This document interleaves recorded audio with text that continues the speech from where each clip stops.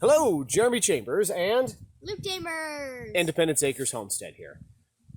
Syrup season is only about 5 months away, and we are excited to begin preparing now.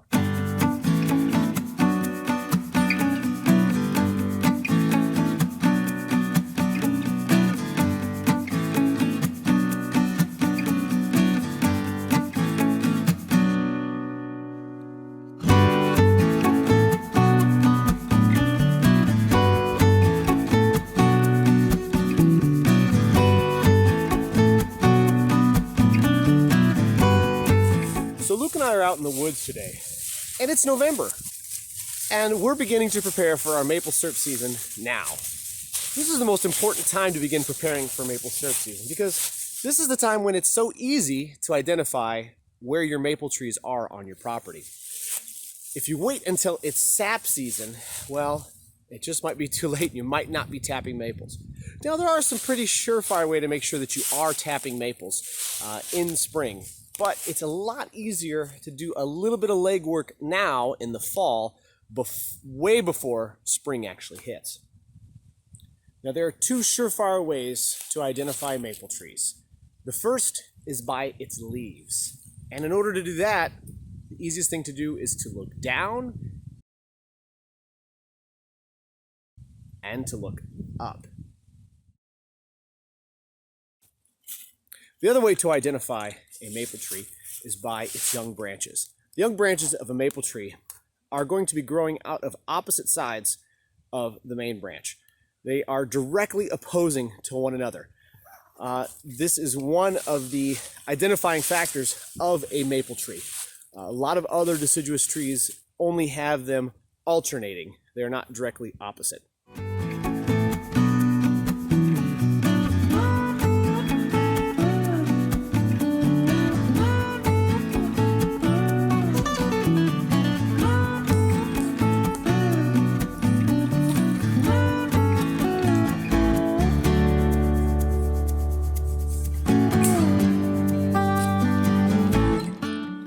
So as we're walking through the forest and we've definitely identified a maple, we're going to put a mark on it. Just a quick X.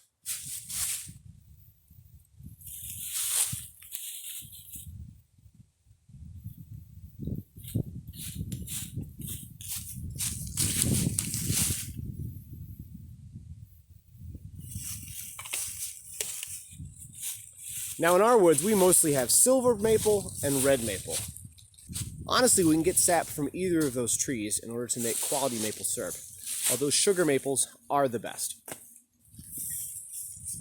The next thing you're going to need to do in order to prepare for maple syrup season, if you're like us and you're using wood to boil down your sap, is you're going to need to start collecting your firewood now. Nothing like having to come out here and trying to collect firewood in the middle of winter. One last thing to think about while you're preparing for maple syrup season is how do you exactly plan to boil down your sap? When it all comes down to it, it is a energy hog to be boiling down sap. We have tried it on the kitchen range, and that's not a good idea. It takes forever, and it puts a lot of moisture into the house. We have also tried it on one of those turkey fryers outside, one of the propane turkey fryers. Great in that it worked, but really bad in that it went through a lot of propane for just a little bit of maple syrup. And finally, we settled on a wood-fired maple syrup evaporator based on a 55-gallon drum. Worked great over the last few years, but now it's time to move on a little bit. Working on a new design using a 44-gallon well pressure tank that I got from a friend at work. So working on that as our firebox and building out an arch to transition the heat to a new maple sap evaporator pan. So there's a lot to think about, a lot to do, but don't forget to start preparing now for maple syrup season. Thanks so much for joining us. Don't forget to like and subscribe so that you don't miss out on any upcoming videos. And we will see you next time. And as always, God bless. on a second, Luke. I'm coming.